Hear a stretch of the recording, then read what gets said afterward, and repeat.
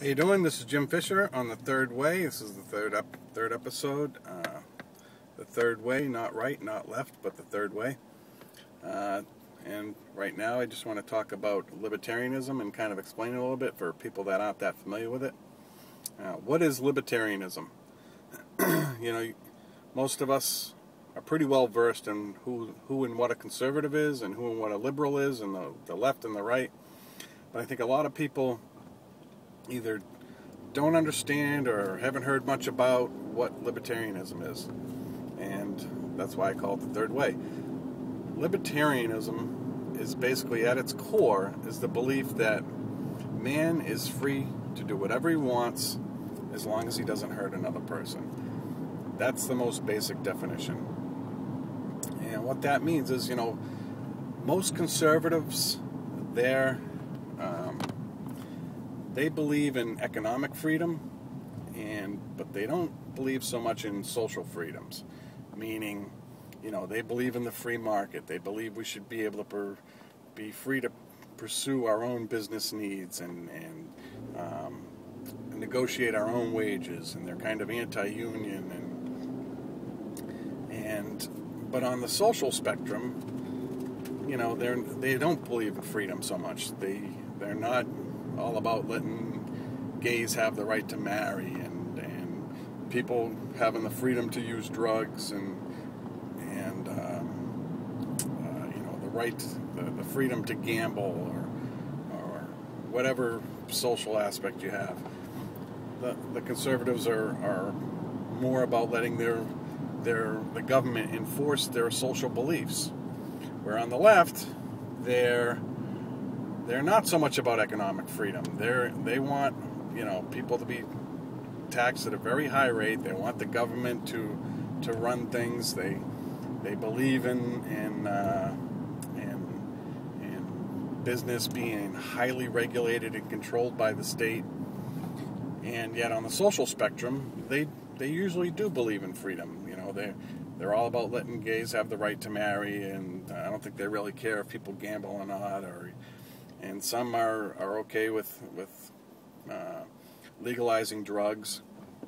So that's kind of the difference between the left and right. It's basically the right believes in economic freedom, but not so much in social freedom, and the left believes in social freedom, but not so much in economic freedom. A libertarian uses freedom as the benchmark. He believes in social freedom and economic freedom. He believes that it is not the government's place to tell anybody what to do unless that action will hurt another person. And that is the only time that the government is allowed to step in. So that's kind of the most basic explanation of libertarianism. There's a bit to it more than that, and I think today our left is kind of crossed the bounds of social freedom. A lot of people on the left want to control every aspect of your life. And I think there's kind of an appearance out there that the libertarians kind of align with conservatives a little bit. And the reason for that is we really don't align with conservatives in our philosophy. But the reason it gives that appearance is because we do align in economic freedom. The right believes in economic freedom, and so do libertarians. And economic freedom actually impacts each and every one of us far more than social freedoms.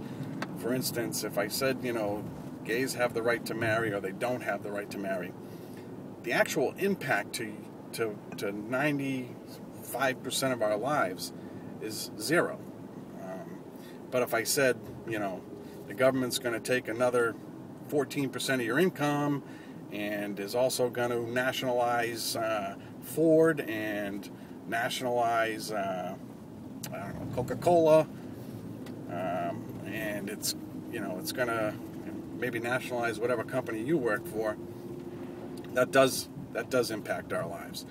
And not to say that social freedoms don't impact our lives. They sure as hell do. And that's why the Libertarian supports both of them. But, I think that I'm just explaining why there's an appearance of alignment between libertarians and conservatives. Philosophically, us libertarians don't consider ourselves conservatives whatsoever.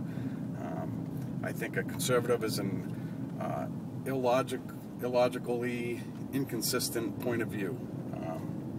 So I'm arriving at work, so that's going to be the end of the third episode of The Third Way. Tuning out. Bye.